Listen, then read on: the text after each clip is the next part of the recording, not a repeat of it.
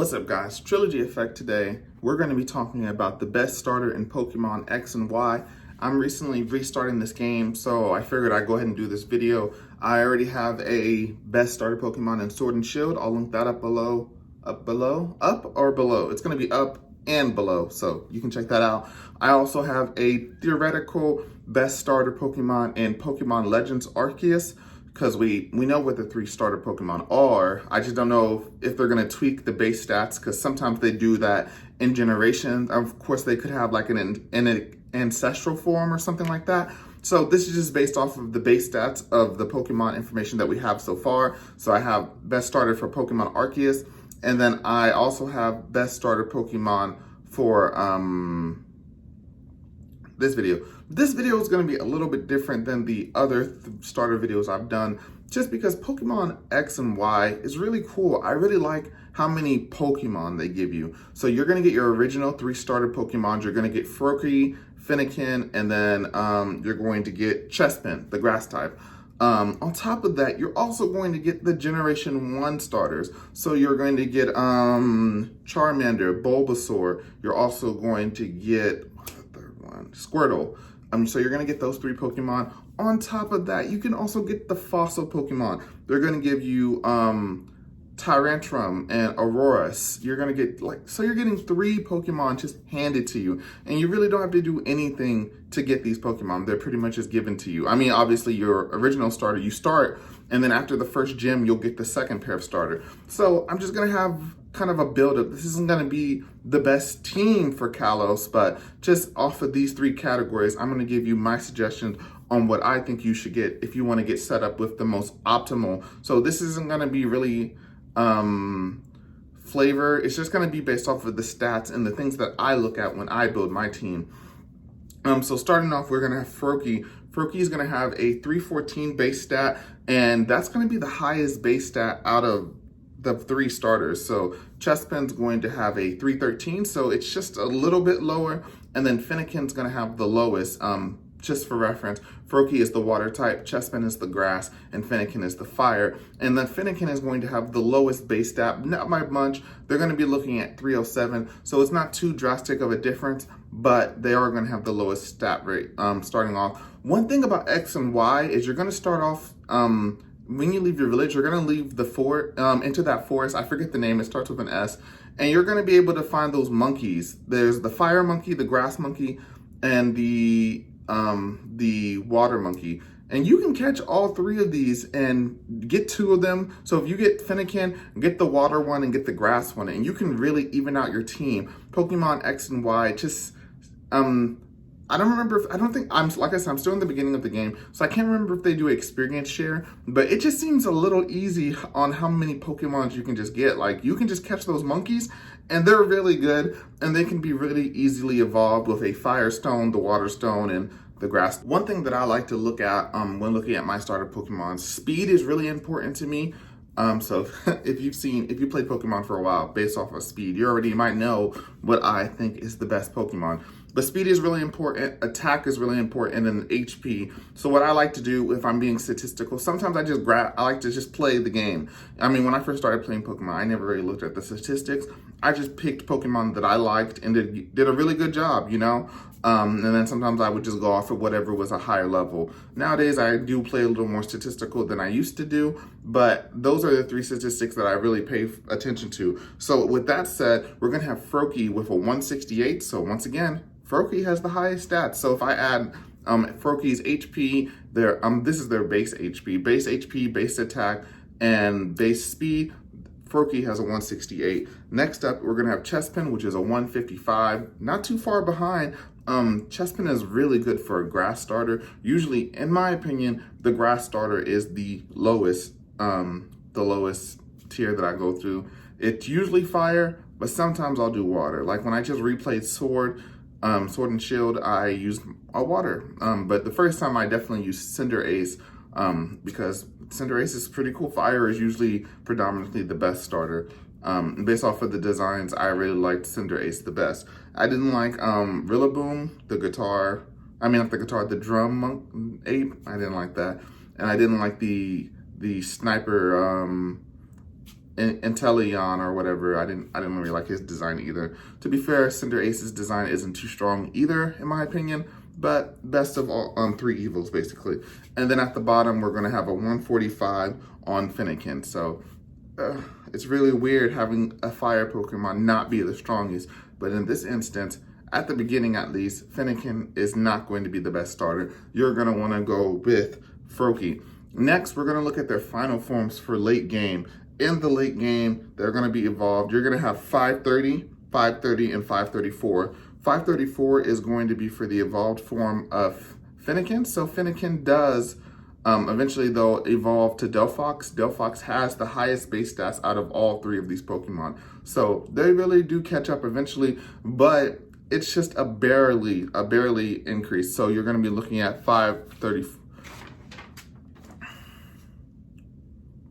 So you're gonna be looking at 534. But if you do like I said, with the system that I use speed, HP, and attack, they're still gonna be looking at Froakie's final form, which is 289. 289 is the stats, and then we'll have 260 on Chespin's evolutionary form, and then you'll have 248 on Delphox. So even though Delphox has the highest base stats out of all 3 of them, I still feel confident in my decision to have gotten the water Pokemon at the beginning, because based off of how I play, they still have the highest stats based off of that. On top of that, Froakie's form, Greninja. Greninja is immune to psychic attacks. It is the only starter that has any immunities. The other 2 do not have any immunities. It also has 5 weaknesses. Fennekin's final Delphox also has 5 weaknesses and 7 resistances. So you do get those resistances. Greninja also has 6 resistance. So you're gonna have 5 weakness, 6 resistances, and an immunity to psychic. I think that pushes it past Delphox. Chespin has 6 weaknesses and 6 resistances, so they kind of even out. But if you're looking for the best starter Pokemon, you'll want to go with Froakie. And you can stop here if you want, but I'm also going to go ahead and jump into the Kanto starters. So with the Kanto starters, of course, I'm sure everyone knows this. You'll have Charmander, you'll have Bulbasaur, and you have Squirtle. I really feel like Game Freak was biased when they made this, because Charizard has 2 variants in X and Y. So you have the blue variant in X, the Mega Evolution, and then you have the Y variant with the fringed wings, basically. And I think that's kind of biased, you know what I'm saying? Like, everyone's gonna want to get Charizard so we can see the differences in these 2 Pokemon. And of course, the first time I played, I went with Charizard. And based off of stats, Charmander that has the lowest base stats at the beginning of the game.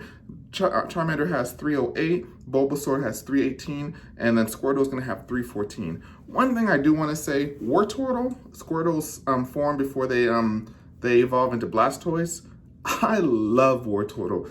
At the top of my head, Wartortle is probably my favorite Pokemon, and I don't think I've ever had him on my team. I just love his design. Whenever I used to have Pokemon cards, I had a shiny Wartortle card. It probably wasn't worth anything, but I just love Wartortle's design, and I don't know. I love his design. Too bad his stats don't really, we're not giving points out for being cute, you know what I'm saying? But Wartortle's design, that's super cool.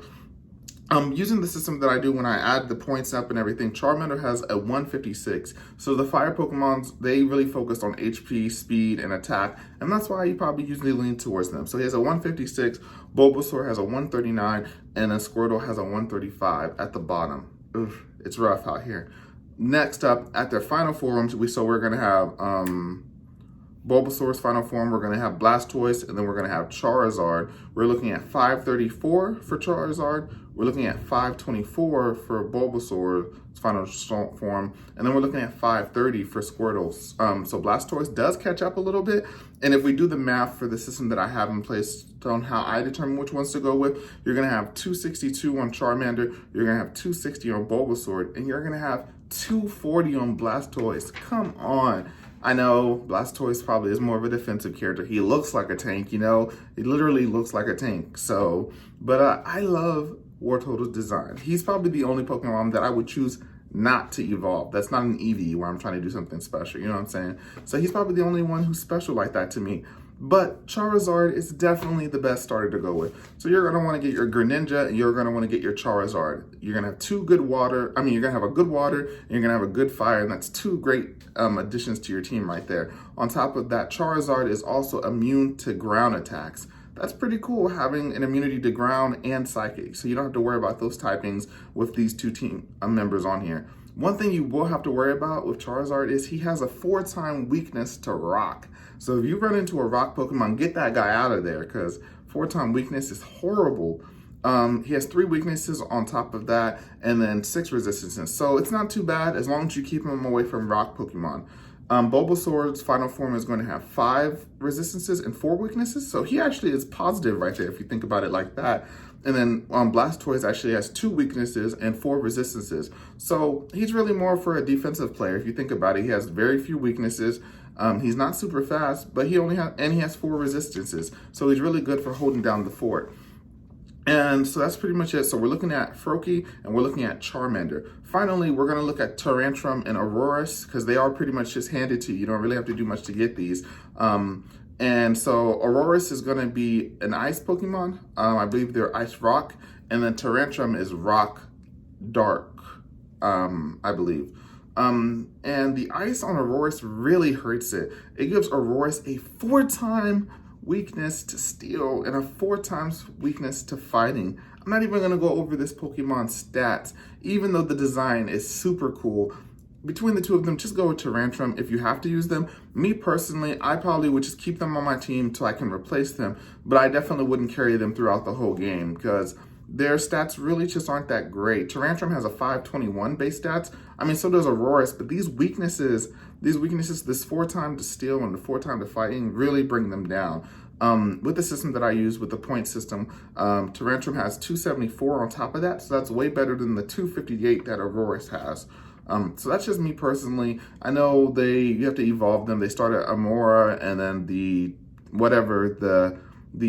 Tyrantrum starts off as, but these two Pokemon really aren't that good, but because they're given to you in this game in Kalos, I figured I'd just throw them on this video. And if you have to pick one, go with Tyrantrum, and then keep an eye out for someone better to add to your team. So just to summarize, we're really going to be looking at, if you're looking for the best starter, you're going to want to be getting Froakie, and then for your Kanto starter, you'll want to get Charmander. I wouldn't double up with these, but if you didn't get Froakie, as far as what else could be pretty good, Chespin is really good. If you went with Chespin, I would probably get Bulbasaur. So Bulbasaur and Chespin recommended as a plan B. If you have to have one of those other guys on your team, go with Tyrantrum. That's pretty much it. If you guys have any other opposing opinions, I'd love to talk with you down below. I'm still getting new to this. I'm just going off of the statistics, but these are basically my opinionated statistics. I'm only paying attention to certain things. But Greninja's speed is crazy. And then, Charizard speaks for himself. It's Charizard, So, but that's pretty much it. This is Trilogy. I'll catch you guys next time. Peace.